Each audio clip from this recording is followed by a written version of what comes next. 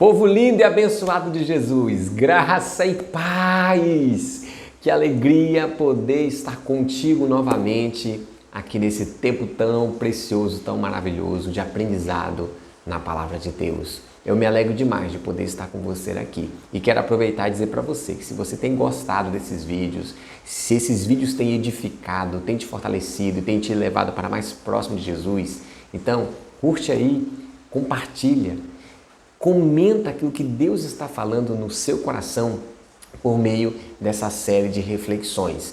Nós estamos conversando sobre a temática de mensagens para esse tempo. Nós estamos estudando as 13 cartas que foram escritas pelo apóstolo Paulo.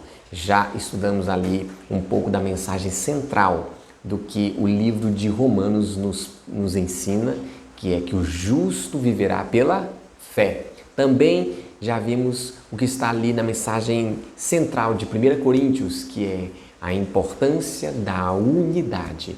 E hoje eu quero, junto com você, refletir em um tema do livro de Gálatas. Qual é a mensagem que esse livro nos ensina? E qual a mensagem que nos ensina para esse tempo?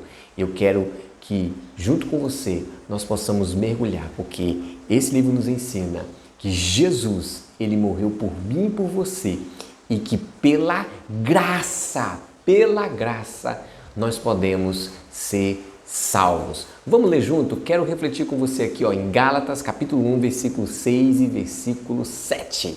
Admiro-me de que vocês estejam abandonando tão rapidamente aquele que os chamou pela graça de Cristo para seguirem outro evangelho, que na verdade não é outro evangelho. O que ocorre é que algumas pessoas os estão perturbando, querendo perverter o evangelho de Cristo.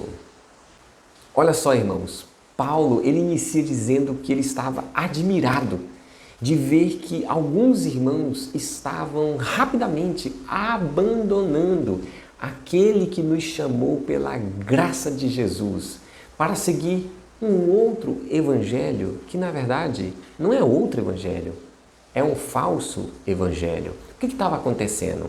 Ali na região da Galácia, algumas pessoas estavam se infiltrando no meio dos irmãos, no meio da igreja, das reuniões, das células, dos cultos, e estava ensinando, estava tentando doutrinar a igreja de que para que o ser humano pudesse ser salvo, ele não bastava apenas entregar a vida a Jesus, crer em Jesus, se arrepender, era preciso também cumprir toda a lei que foi dada por Deus no Antigo Testamento. E Paulo, ao saber disso, Paulo, a ter conhecimento disso, escreve fortemente então essa carta para a igreja, para que a igreja então pudesse tomar cuidado, pudesse abrir os seus olhos, porque um falso evangelho, uma mentira estava sendo anunciada e estava se infiltrando no meio dos irmãos. Muitos estavam acreditando naquela verdade de que para que o ser humano possa ter a salvação, possa ter, vamos dizer assim, a garantia da vida eterna, era preciso que, além de entregar a vida para Jesus, também tinha que cumprir todos os mandamentos de Deus. Sabe, irmãos, este mesmo mal que aproximadamente 2000 anos atrás Paulo estava combatendo ali na região da Galácia para os irmãos daquelas igrejas, é o mesmo mal que eu vejo hoje sendo anunciado, pregado em muitos lugares. Muitas pessoas, elas acreditam que para ser salvo, para ter a vida eterna, é preciso crer em Jesus, mas também ser alguém que cumpre completamente todos os mandamentos de Deus. Porque se não for assim, não tem como ser salvo. Mas isso não é verdade. Isso não é o verdadeiro evangelho. Isso é um falso evangelho. Evangelho significa boas notícias.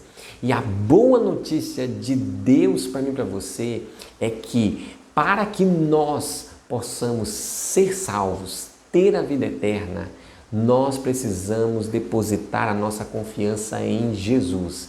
Nós devemos crer que Jesus é o único caminho, a única verdade e Ele é a vida que nos leva a Deus. Nós precisamos nos arrepender de viver independente de Deus. Quando o ser humano crê e se arrepende, a Bíblia diz que essa é a boa notícia, que nós somos salvos. É tão interessante isso porque a gente ouve isso constantemente, mas parece que dentro de nós existe quer sempre nos dizer que além disso é preciso a gente ter as boas obras para ter de fato a salvação. Eu lembro que alguns anos atrás eu fiz uma pesquisa.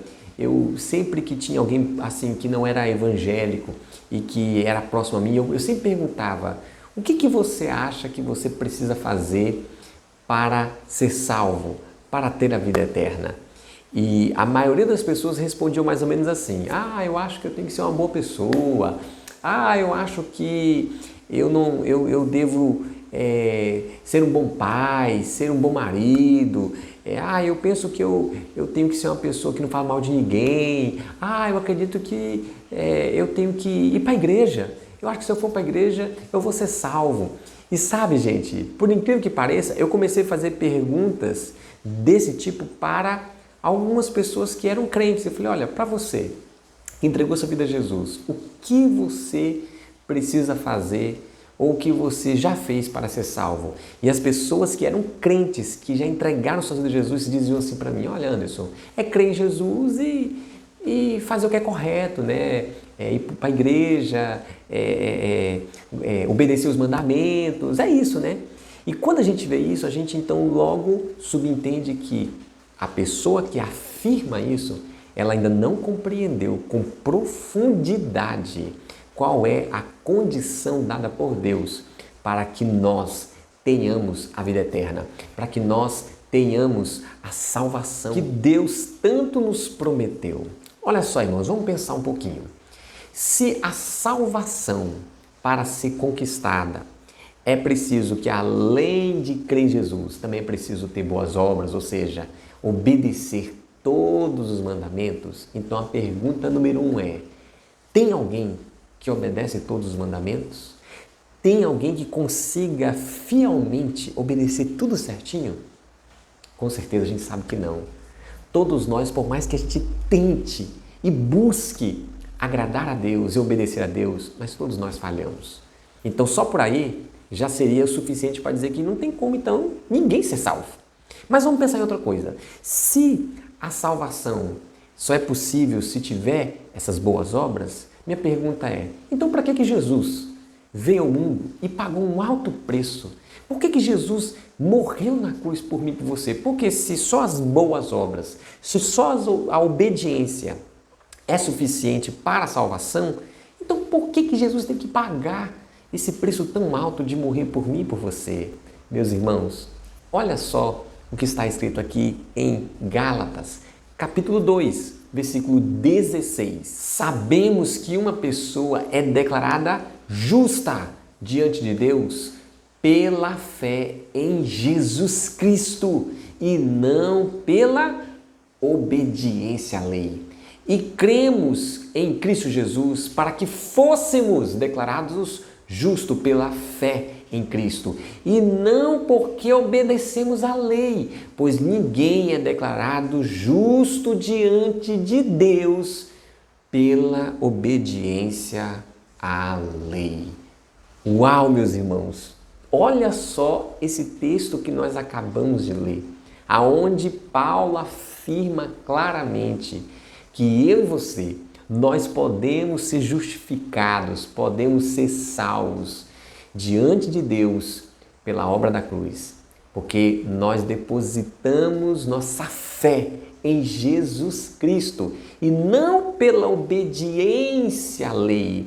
A salvação ela é conquistada quando nós cremos em Jesus Cristo. Aquele texto de Efésios, capítulo 2, versículo 8, que diz assim: porque pela graça somos salvos, porque pela graça somos salvos mediante a fé. E isso não vem de vós, isso é dom de Deus, é dádiva de Deus. Meus irmãos, olha o que a Bíblia está falando, que nós somos salvos pela graça, ou seja, por causa da graça de Deus. O que é graça, irmãos? O que é graça? A palavra graça, de maneira assim bem simplista, significa o favor imerecido de Deus. Graça é o favor imerecido de Deus. Deixa eu tentar explicar aqui de maneira prática para você. Vamos supor que eu tenho uma certa resistência com uma pessoa, não gosto de conversar com ela, não me identifico com o jeito dela, o estilo de vida, os valores, os princípios dessa pessoa são totalmente contrários do meu estilo de vida, do que eu gosto, da maneira como eu quero viver. E não é só uma questão de não gostar do estilo de vida. Eu não me identifico mesmo com essa pessoa e eu faço de tudo para machucar essa pessoa, para ferir essa pessoa, para defraudar essa pessoa, para ofender essa pessoa, porque eu não gosto dele, não quero papo com ele. Mas vamos supor que eu, na jornada da vida, acabo adoecendo, acabo pegando uma doença, ficando muito mal e esteja ali no leito de morte, E vamos supor que ali na beira da morte eu recebo uma visita. E justamente quem vem me visitar é a pessoa com quem eu não gosto, com quem eu não me identifico. A pessoa que eu sempre falei mal, que eu sempre maltratei, que eu sempre procurei andar distante. Pois é, mas foi ele que veio me visitar. E veio me visitar com um sorriso no rosto. Veio me visitar de maneira carinhosa, de maneira amorosa. Veio me visitar com muito amor, sendo que eu nunca fiz nada por ele. E não só veio me visitar, mas ele veio me presentear. Vamos supor que ele chegou com um recurso que pudesse me salvar daquela doença que estava quase para me matar. O que é isso, gente? O que é isso? Isso é graça. É eu estar recebendo um favor que eu não mereço. Eu não fiz nada por ele, mas ele decidiu me amar. Ele decidiu me ajudar no momento que eu precisava, de maneira assim muito maior, de maneira até incomparável. Foi isso que Jesus fez por você e por mim. Ele se deu por nós. Isso não tem a ver com o que nós fizemos, mas tem a ver com o amor dele, por mim e por você. Por isso que a Bíblia diz que nós somos salvos pela graça. Quando você crer que Jesus morreu por você e você se arrepende de andar independente a Deus, meu irmão, a Bíblia diz que então você recebe o quê? Essa graça, esse favor imerecido de Deus. Gente, isso é muito lindo, isso é maravilhoso. E é isso que a Bíblia promete para mim e você. Este é o verdadeiro evangelho, essa é a boa nova de Cristo para você, de que nós somos salvos pela graça de Deus. Agora, para a gente encerrar, tem algo talvez você que está me ouvindo pode estar pensando assim, mas Anderson, peraí, quer dizer que se eu entregar minha vida a Jesus, como você está falando, e eu viver uma vida de pecado, de desobediência, eu vou ser salvo? Eu posso fazer o que eu quero e mesmo assim eu vou ser salvo? E a resposta que eu tenho para você é não. Não. Não tem como você continuar numa vida de pecado e desobediência se você de fato entregou sua vida a Jesus, se você de fato se arrependeu de andar independente de Deus. Sabe por quê? Porque a promessa de Deus por meio de Jesus Cristo é que quando você e eu entregamos nossa vida a Jesus, Ele nos liberta do poder do pecado. Isso lá em Romanos capítulo 6, versículo 18, aonde diz que por meio de Cristo nós somos livres do poder do pecado. Gente, o que isso quer dizer?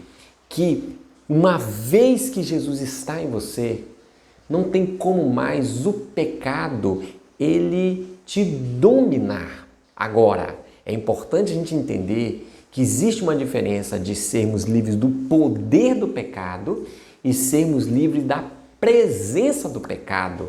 Mesmo que você aceite a Jesus Cristo como seu Salvador, eu e você não estamos livres da presença do pecado. O pecado está aí ao nosso derredor e nós estamos lutando contra ele todos os dias. Todos os dias a nossa carne está gritando e a gente está tendo que dizer não para ela. Então nós não estamos livres da presença, mas se você já entregou sua vida a Jesus, você está livre do poder do pecado. Agora, a Bíblia diz mais, ela diz que se você entregou sua vida a Jesus Cristo, além de você ser livre do poder do pecado, a Bíblia afirma que você recebeu o Espírito Santo dentro de você. Gente, o Espírito Santo é o próprio Deus dentro de nós. E Deus, Ele está dentro de nós, sabe por quê? Porque Ele veio para nos consolar, Ele veio para nos ensinar. O Espírito Santo, Ele está dentro de nós para nos empoderar. E o Espírito Santo está dentro de nós para nos transformar dia após dia a sermos mais parecidos com Jesus Cristo. Se você já entregou sua vida a Jesus, o Espírito Santo, meu irmão, ele está dentro de você. E é esse Espírito Santo que te dará toda a força para que você agora ande em novidade de vida, para que você experimente a verdadeira liberdade, porque como diz lá em Gálatas capítulo 5, versículo 1, diz que Cristo, Ele nos chama para verdadeira liberdade. Liberdade em Cristo não é o direito para a gente fazer o que a gente quer, mas a liberdade em Cristo é a capacidade para escolher dizer não para aquilo que a nossa carne deseja, aquilo que é contrário à vontade de Deus. Eu quero terminar dizendo para você que é pela graça que nós somos salvos. E se você tem a graça de Cristo, você vai conseguir andar em vitória. Você vai conseguir viver uma novidade de vida, porque a graça nos livra da desgraça. Que Deus te abençoe, em nome de Jesus.